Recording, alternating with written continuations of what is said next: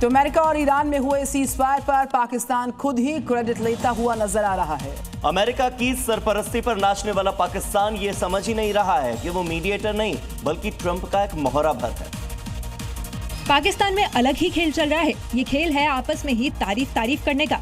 Cease fire को लेकर Trump ने शहबाज को मीडिएटर का लॉलीपॉप दिखाया है, तो अमेरिकी सरपरस्त शहबाज भी बिना सोचे ट्रंप के जाल में फंस गए। सीज फायर पर पाकिस्तान बुरी तरीके से फंसा हुआ नजर आ रहा है।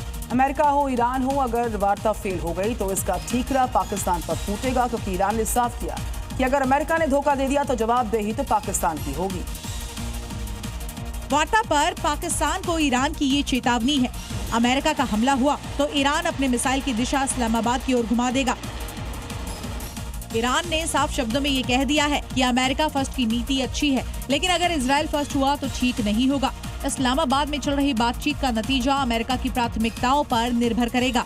वार्ता के बीच सबकी नजर फिलहाल वही पाकिस्तान पर टिकी हुई है, क्योंकि इस पूरी डील में पाकिस्तान ट्रंप के मोहरे की तरह काम कर रहा है, जिसे जब चाहे अमेरिका किसी भी तरीके से इस्तेमाल करता रहा है।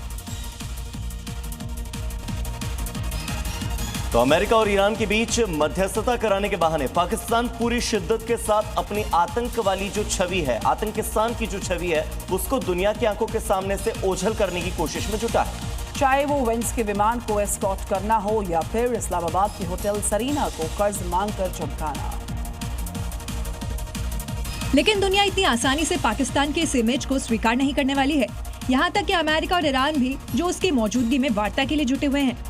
भारत में भी एक सियासी धड़ा इसे पाकिस्तान के भारत पर दबदबे के तौर पर देख रहा था, जिसे लेकर अब शशि थरूर ने बड़ी टिप्पणी की है। अगर वार्ता सफल रही तो ये दुनिया के लिए अच्छा है, लेकिन पाकिस्तान के लिए तब अच्छा होगा जब वो आतंक से नाता तोड़ेगा।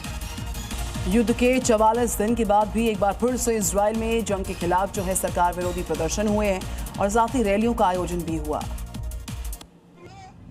तस्वीरें तेल अवीव के हबीमा स्क्वायर की हैं, जहां बड़ी संख्या में इजरायली लोगों ने सरकार विरोधी प्रदर्शन किया और जंग रोकने की मांग की। प्रदर्शनकारियों का कहना था कि ईरान जंग से कुछ हासिल नहीं हुआ, बल्कि हालात और खराब हुए हैं।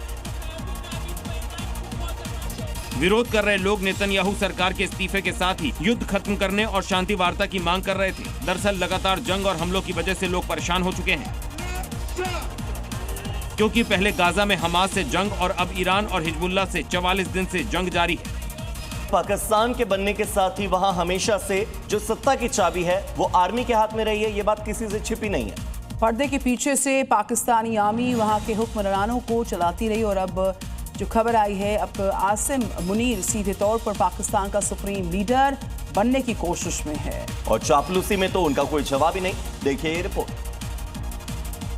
जिसका सबूत ये दो तस्वीरें हैं। एक तरफ ईरान के प्रतिनिधि से मुलाकात और दूसरी तरफ जब अमेरिकी उपराष्ट्रपति से मिले। इन दोनों तस्वीरों में आपको आसिम मुनीर की चापलूसी नजर आएगी।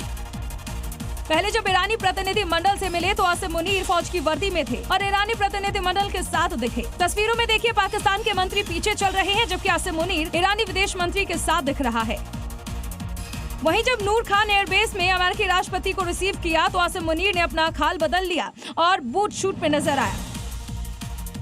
ईरान और अमेरिका की वार्ता के बीच यूएस का बड़ा एक्शन देखने को मिला। हॉर्मुज से माइंस हटाने की तैयारी कर रहा है यूएस ने 2 डिस्ट्रॉयर भेजे और डिस्ट्रॉयर ने हॉर्मुज में अपना पूरा अभियान शुरू कर दिया। अमेरिका ने 2 घातक डिस्ट्रॉयर्स भेज दिए हैं। तो डिस्ट्रॉयर ने अपना ऑपरेशन शुरू कर दिया है। एक तरफ वार्ता चल रही है, इसी वार्ता के बीच में हॉर्मुज से माइंस हटाने की तैयारी अमेरिका की ओर से है।